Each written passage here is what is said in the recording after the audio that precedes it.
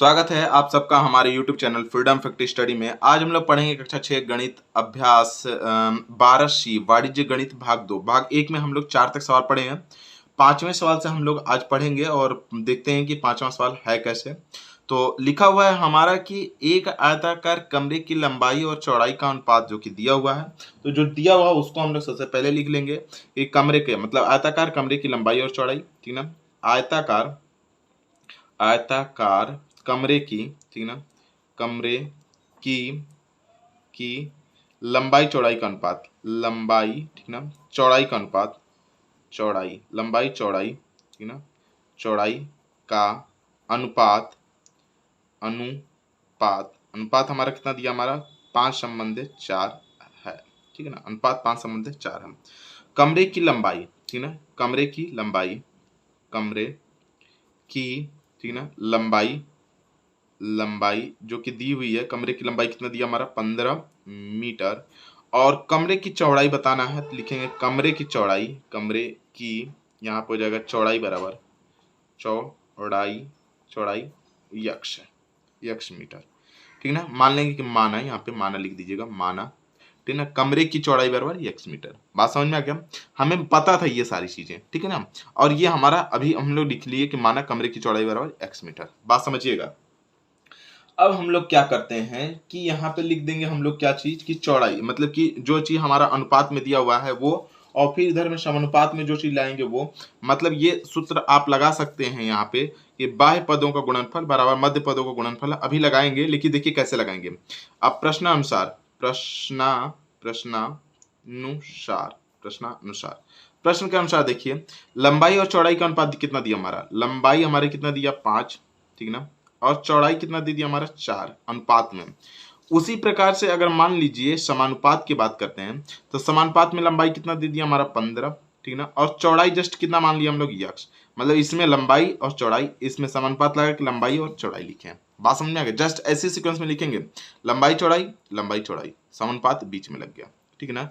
अब सूत्र क्या कहता है कि बाह्य पदों का गुणनफल, मतलब कि यहाँ पे लिखेंगे बाह्य पदों का गुणनफल, पदों का, ठीक ना, गुणनफल, गुणनफल, ठीक ना, बराबर मध्य पदों का गुणनफल, मध्य पदों का गुणनफल, पदों का, यहाँ पे हो जाएगा हमारा गुणनफल, गुणनफल।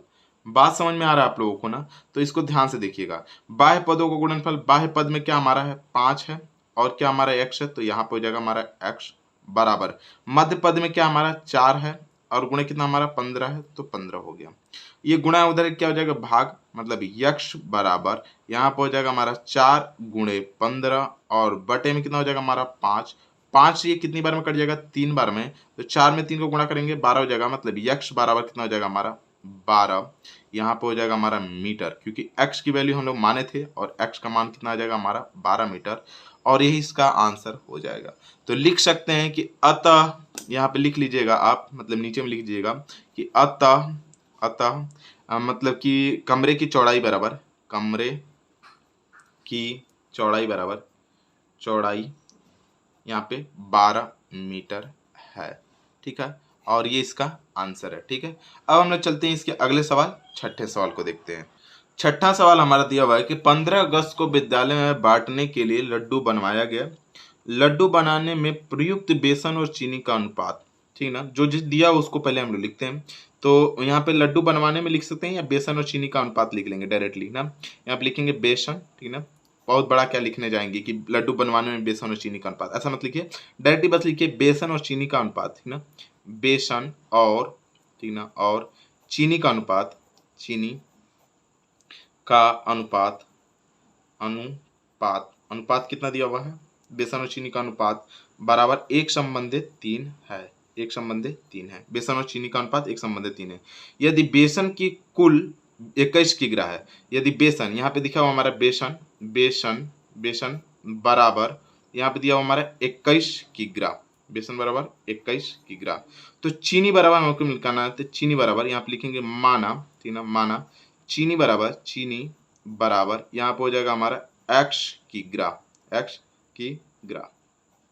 ग है, ठीक ना, यहाँ पे हो जाएगा किग्रा, यहाँ के ग रहेगा, ठीक ना, किग्रा। तो इस तरीके से इसको हम लोगों को करना है, ठीक है ना। इसको ध्यान रखेंगे कि यहाँ पे इतना हो जाएगा, ये क्या रहेगा कि ग्राम, ठीक है। ये चीनी का मान लीजिएगा कि यहाँ पे इतना हो गया। अब हम लोग सवाल में प्रश्न के अनुसार सवाल लगाएंगे। तो प्रश्नानुसार जो प्रश्न कह रहा है उसको समझिएगा। प्रश्न क्या कह रहा है वो देखिए। पहले चीनी और बेसन और चीनी का अनुपात, यहाँ पे बेसन और यहाँ पे ये चीनी का अनुपात हो गया, ठीक ना। फिर हम लोग को बेसन और चीनी का समानुपात में लगाना है। तो बेसन हमारा कितना है, बेसन और चीनी, फिर यहाँ पे बेसन, ठीक ना, और यहाँ पे कितना हो जाएगा हमारा चीनी, बेसन और चीनी, ठीक है ना। ये हो जाएगा हमारा बेसन और चीनी। इस तरीके से हम लोगों को क्या करना है, इसको करना है। तो अब देखिए इसको कैसे करेंगे। इतना तक आप लोग को समझ में आ गया। तो अब देखिए क्या करते हैं कि यहाँ पे भी वही सूत्र लगा देंगे। सूत्र से आप लिख सकते हैं कि सूत्र से, ठीक ना, सूत्र से लिख भी सकते हैं, नहीं भी लिख सकते हैं, उसका कोई दिक्कत नहीं है। लिखेंगे बाह्य पदों का गुणनफल, ठीक ना, बाह्य, ठीक ना, पदों का गुणनफल, पदों का गुणनफल। जैसे मैं बता रहा हूँ वैसे देखेंगे, एकदम आराम से समझ में आएगा, कोई दिक्कत नहीं होगी। पहले हम लोग को अनुपात दिया था, अनुपात में लिख लिए। फिर हम लोग को बेसन और चीनी का अनुपात, देखिए इसमें भी बेसन और चीनी है, इसमें भी बेसन और चीनी है। इन्हें कि चीनी बेसन कर देंगे तो गड़बड़ हो जाएगा, उल्टा सीधा नहीं करना, ठीक ना। यहाँ पे लिखेंगे बाह्य पदों का गुणनफल, ठीक ना, गुणनफल फल बराबर मध्य पदों का गुणनफल। क्या हो जाएगा हमारा, मध्य पदों का गुणनफल, पदों का गुणनफल, यहाँ पे हो जाएगा गुणनफल, ठीक है, मध्य पदों का गुणनफल।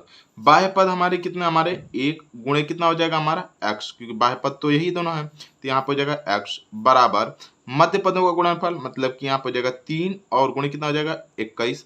x में 1 का गुणा करेंगे x हो जाएगा बराबर 21 में 3 को गुणा करेंगे कितना हो जाएगा 63, और ये क्या हो जाएगा हमारा किग्रा, ठीक ना, किग्रा। और यही इसका क्या हो जाएगा आंसर। मतलब कि कहने का मतलब चीनी की मात्रा कितनी हो जाएगी 63 किग्रा। आंसर एक बार मिला लीजिएगा, ठीक ना, देख लीजिएगा आंसर आ रहा है कि नहीं। अगर आंसर आ जाएगा तो कमेंट बॉक्स में कमेंट करिएगा सर आंसर सही है, ठीक है। अब हम चलते हैं इसके अगले सवाल, 7वें सवाल को देखते हैं कि 7वां सवाल है कैसे। 7वां सवाल हमारा दिया हुआ है कि यदि 6 मतलब कि 18 x और 15 का समानुपात में है तो x का मान ज्ञात कीजिए। ये बोल रहा है कि समानुपात में, ये पार्ट बहुत ही इंपॉर्टेंट है। अगर समानुपात नहीं बोलते, समानुपात में नहीं है तो भी मतलब कि समझ में आता, समानुपात में नहीं है मतलब ये इक्वल तो हो ही नहीं सकते। मतलब अगर लिख देते समानुपात में नहीं है मतलब ये दोनों बाहर वाले और ये अंदर वाले, मतलब मध्य पदों का गुणनफल बाह्य पदों का गुणनफल बराबर नहीं होता है। लेकिन समानुपात में है मतलब ये मध्य पदों का गुणनफल बाह्य पदों के गुणनफल के बराबर, मतलब x का मान निकालने में हम लोग को आसान हो जाएगा। बात समझ में आ गया। अब देखिए क्या करते हैं, हम लोग को जो चीज दिया उसको लिख देंगे, ठीक है ना। यहाँ पे क्या कर लेंगे हम लोग कि अनुपात में इस तरीके से लिख देंगे। तो सबसे पहले लिख लेंगे हम लोग क्या चीज कि ये सवाल लिखेंगे 6 अनुपात, यहाँ पे हो जाएगा 18, ठीक है ना। यहाँ पे समानुपात जैसे है उसी तरीके से लिखेंगे, x अनुपात कितना हो जाएगा हमारा 15। अब हम लोग क्या लिखना है कि x का मान निकालना है। तो यहाँ पे लिखेंगे x के मान के लिए, ठीक है ना, यहाँ पे लिखेंगे x के मान के लिए, मान के लिए, ठीक है ना, सूत्र, ठीक है ना। यहाँ पे लिखेंगे मध्य पदों का गुणनफल, ठीक है ना, मध्य पदों, आप लिख सकते हैं बाह्य पदों का गुणनफल बराबर मध्य पदों का गुणनफल, या फिर लिख सकते हैं मध्य पदों का गुणनफल, ठीक है ना, मध्य पदों का गुणनफल बराबर बाह्य पदों का गुणनफल। यहाँ पे क्या हो जाएगा हमारा बाह्य पदों का गुणनफल, पदों का गुणनफल। अब आप लोग सोच रहे होंगे कि मैं ऐसा क्यों किया, पहले मध्य पद क्यों लिख दिया। तो ये x की वैल्यू इधर ला दें, इसके वजह से मैं x बीच में दिया हुआ है, इसलिए हम लोग मध्य पदों का गुणनफल पहले लिख दिया। x क्या दिया हुआ है हमारा बीच में दिया हुआ है, इसलिए हम लोग मध्य पद को बीच में लिख दिए। तो देख लीजिएगा मध्य पद में हमारा क्या आ जाएगा 18 और गुणे कितना हो जाएगा x बराबर बाह्य पद में कितना हमारा 15 और गुणे कितना हो जाएगा हमारा 6। दोनों का ये गुणा उधर लेके क्या हो जाएगा भाग, मतलब x बराबर यहाँ पे हो जाएगा 15 गुणे 6 बट्टे में 18, गुणा आते यहाँ पे भाग हो जाएगा। 6 से कटाएंगे 6 में 6 कम 6 और 6 3 18 और 3 से इसको कटाएंगे 3 5 कितना हो जाएगा 15, मतलब जो x की वैल्यू हो जाएगी वो हो जाएगी हमारी 5, और यही इसका क्या हो जाएगा आंसर। इस तरीके से आपको इसका आंसर निकालना था। बात समझ में आ गया, इस तरीके से इसको आपको आंसर करना था। अब हम चलते हैं इसके अगले सवाल 8वें सवाल को देखते हैं। 8वां सवाल हमारा दिया हुआ है कि लखनऊ से कानपुर की मतलब की दूरी और लखनऊ से इलाहाबाद के बीच की दूरी का अनुपात यहाँ पे दिया हुआ है, ठीक है ना, 3 संबंधे 8 का अनुपात हो, और लखनऊ से इलाहाबाद की बीच की दूरी 200 किलोमीटर है, तो लखनऊ से कानपुर की बीच की दूरी बताना है। देखिए ऐसा सवाल जब भी आप परेशान न होइए, जो जो चीज दिया हो उसको सबसे पहले लिखेंगे। लखनऊ से कानपुर तथा लखनऊ से यहाँ पे लिखेंगे लखनऊ, ठीक ना, लखनऊ से कानपुर, से कानपुर, कानपुर तथा लखनऊ से, ठीक ना, लखनऊ से इलाहाबाद की दूरी का अनुपात, ठीक ना, से इलाहाबाद की दूरी का अनुपात, की दूरी का अनुपात, अनुपात, अनुपात जो दिया हो वो लिख दीजिए। 3:8 है, 3:8 है। बात समझ में आ गया? ये अनुपात दिया हुआ है, जो दिया हुआ है उसको हम लोग लिख रहे हैं। अब बात समझिएगा आगे से। यहाँ पे लिखा हुआ है लखनऊ से इलाहाबाद की बीच की दूरी, लखनऊ से, ठीक ना, लखनऊ से इलाहाबाद की बीच की दूरी, ठीक ना, यहाँ पे लिखेंगे इलाहाबाद, बाद की बीच की दूरी, की बीच की दूरी, इलाहाबाद की बीच की दूरी, बीच की दूरी जो दिया हुआ उसको लिख रहे हैं ना, कहीं और से नहीं लिख रहे हैं, यहीं से देख के लिख रहे हैं, ठीक है। 200 किलोमीटर, किलोमीटर जो दिया हुआ है इसी में से दिया हुआ है, इसी में से हम लिख रहे हैं, ठीक है ना। अब देखिए यहाँ पे क्या हमारा बीच की दूरी तो पता चल गया हमको कि इतना बीच की दूरी है।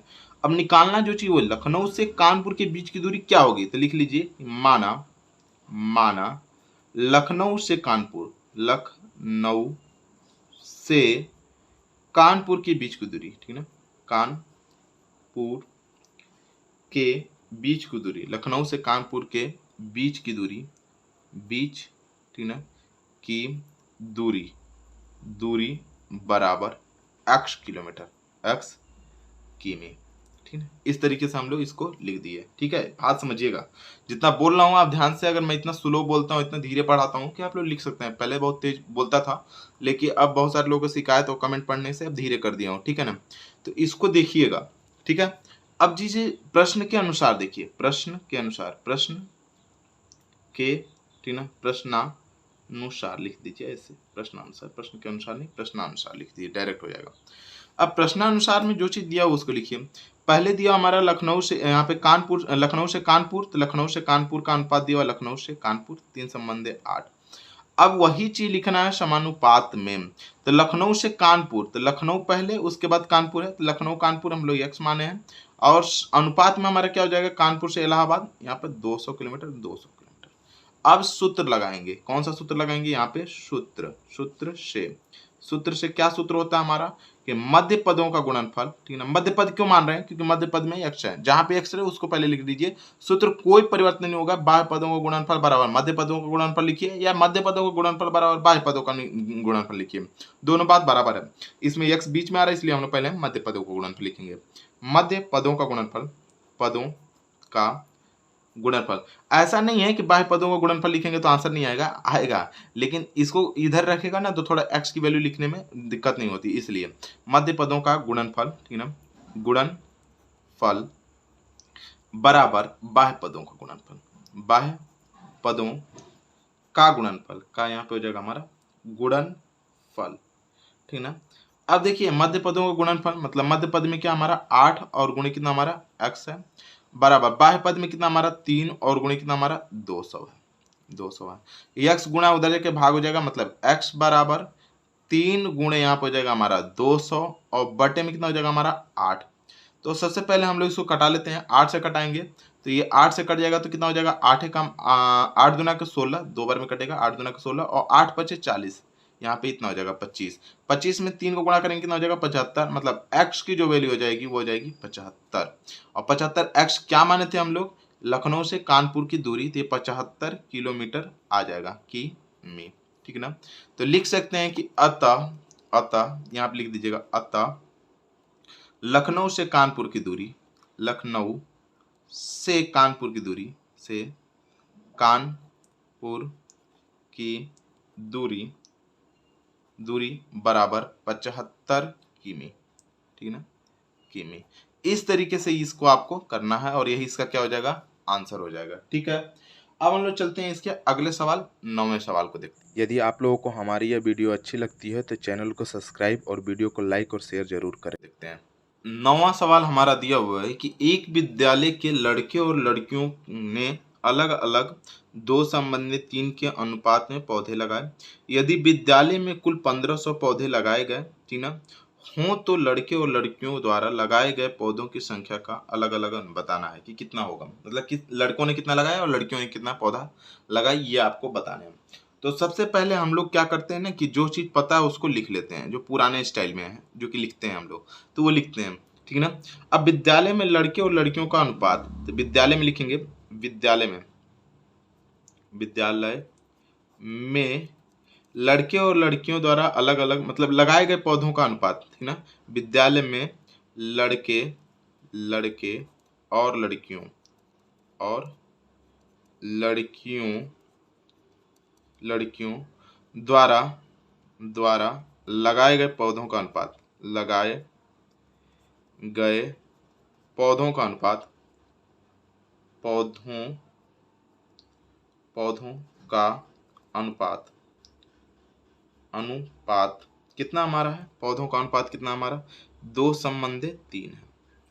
तो अलग अलग भी लिख सकते हैं, लड़कों द्वारा लगाए गए, या फिर लिख सकते हैं कि लड़के और लड़कियों द्वारा लगाए गए पौधों का अनुपातिक योग, ये भी लिख सकते हैं।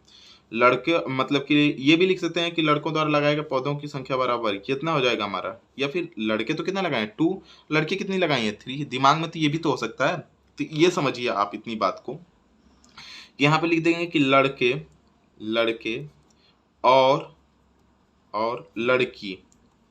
लड़कियों द्वारा लगाए गए पौधों के अनुपातिक योग, लगाए गए द्वारा लगाए गए पौधों का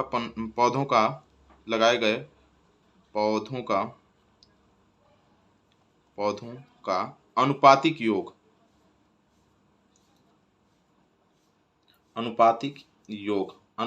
जो कि पिछले सवाल मतलब पिछले वीडियो में बना चुके हैं हम लोग। तो अनुपातिक योग कितना हो जाएगा हमारा, इधर नीचे में लिख देते हैं 2 और प्लस यहाँ पे हो जाएगा 3, इक्वल टू कितना हो जाएगा हमारा 5। अनुपातिक योग कितना हो जाएगा 5। अब लिखेंगे लड़कों द्वारा लगाए गए पौधे बराबर, एक चीज और भी हमें पता है, क्या चीज, कुल पौधों की संख्या, विद्यालय में कुल पौधे लगाए गए बराबर, ये भी लिख दीजिएगा, विद्यालय में कुल पौधे लगाए गए, बराबर पौधे लगाए गए बराबर 1500, जो कि दिया हुआ है ना, इस तरीके से लिख लेंगे 1500। अब लिखेंगे लड़कों द्वारा लगाए गए पौधे बराबर लड़के द्वारा लगाए गए पौधे, ठीक ना, पौधे बराबर पौधे। अब लड़कों द्वारा लगाए गए पौधे, तो याद समझिएगा, लड़के कितने हमारे 2, तो 2 हो जाएगा, अनुपातिक तो 2 हो गया। अब कितने पौधे हैं कुल 1500, तो 1500 हो जाएगा। अनुपातिक योग कितना है, तो अनुपातिक योग हमारा 5 है, तो 5 लगा देते हैं। मतलब ये फॉर्मूला होता है, ये बात ध्यान रखिएगा। लड़कों द्वारा लगाए गए, लड़कों का अनुपात कितना हमारा 2, क्योंकि पहले लड़के लिखे हैं तो लड़कों का अनुपात यहाँ पे 2 है। लड़कियों का अनुपात कितना है 3, तो 3 हो गया। अनुपातिक योग कितना है 5, और कुल पौधा मतलब कि यहाँ पे हो जाएगा 5, इसको कटा देंगे तो 5 3 कितना हो जाएगा 15, और 300 हो गया ना, ये 300 में 2 को गुणा करेंगे कितना हो जाएगा हमारा 600। मतलब लड़कों द्वारा कितना लगाया गया 600 पौधे, ठीक है ना। अब लिखेंगे लड़कियों द्वारा लगाए गए कुल पौधे बराबर, यहाँ पे हो जाएगा लड़कियों द्वारा लगाए गए कुल पौधे बराबर लगाए गए कुल पौधे, या पौधे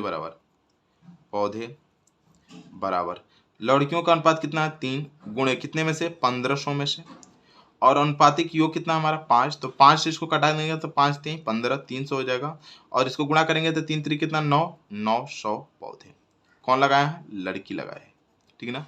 तो इस तरीके से आप लिख सकते हैं कि अतः लड़कों द्वारा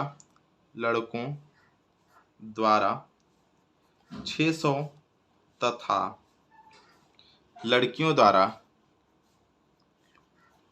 द्वारा 900 पौधे लगाए गए, 900 पौधे लगाए गए। और यही इसका क्या हो जाएगा, आंसर हो जाएगा। इस तरीके से इसको आपको करना था, ठीक है। अब हम लोग इसका एक लास्ट सवाल बचता है 10वां, उसको भी कर लेते हैं, ठीक है। 10वां सवाल हमारा दिया हुआ कि गौरव ने 70 रुपए में यहाँ पे 10 किग्रा अमरूद बेचा तथा आरिफ ने 5 किग्रा अमरूद 35 रुपए में बेचा, ठीक है ना। यदि मतलब अमरूद सस्ता है या मतलब बोला किसका अमरूद सस्ता है, सॉरी यहाँ पे लिख रहा है किसका अमरूद सस्ता है, यदि ऐसा है तो वे किस भाव से अमरूद बेच रहे हैं, यदि दोनों का अमरूद एक ही भाव बेच रहे हैं तो सबसे पहले हम लोग लिखेंगे गौरव का अमरूद का अनुपात, यहाँ पे लिखेंगे गौरव का अमरूद के अनुपात बराबर, यहाँ पे क्या लिखेंगे गौरव के अमरूद का अनुपात, ठीक ना। अमरूद के बेचने का अनुपात, यहाँ पे लिखिए बेचने का अनुपात, बेचने का अनुपात, अनुपात। देखिए ये मतलब कि कितना है हमारा, ये 70 केजी है, 70 केजी, ठीक ना।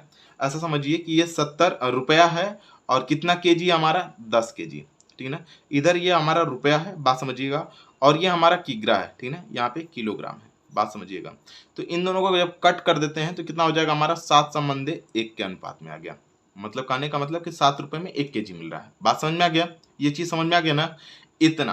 अब दूसरा में लिखेंगे हम लोग क्या चीज कि यहाँ पे किसका है, आरिफ का, तो यहाँ पे लिखेंगे आरिफ का, ठीक ना। यहाँ पे हो जाएगा आरिफ के बेचने का अनुपात, ठीक ना, बेचने का अनुपात का, यहाँ पे हो जाएगा क्या चाहिए हमारा, अनुपात, बेचने का अनुपात। अब देखिए ये बेचता कैसे है, रुपया हमारा कितना है 35 है और बेच कितना रहा है 5 किग्रा, तो यहाँ पे हो जाएगा 5, कट कर लेंगे, 5 1 कम 5, 5 7 35, मतलब इसका भी अनुपात कितना आ जा रहा है हमारा 7:1। मतलब ये भी क्या हमारा, ये रुपया था और ये हमारा किग्रा था, केजी था। तो बात समझिए कि ये भी 1 किग्रा 7 रुपए में बेच रहा है, ये भी 1 किग्रा 7 रुपए में बेच रहा है, या कह सकते हैं कि 7 रुपए में 1 केजी दे रहा है, ये भी 7 रुपए में 1 केजी दे रहा है। तो दोनों के भाव क्या हमारे बराबर है, दोनों के भाव बराबर है। तो इस तरीके से आप लिख सकते हैं कि अतः क्या हो जाएगा, अतः दोनों अमरूद, ठीक ना, अमरूद बेच रहे हैं ना, क्या बेच रहे हैं, अमरूद ही बेच रहे हैं, अमरूद एक ही भाव बेच रहे हैं, ठीक ना, एक ही भाव बेच रहे हैं, भाव, ठीक ना, बेच रहे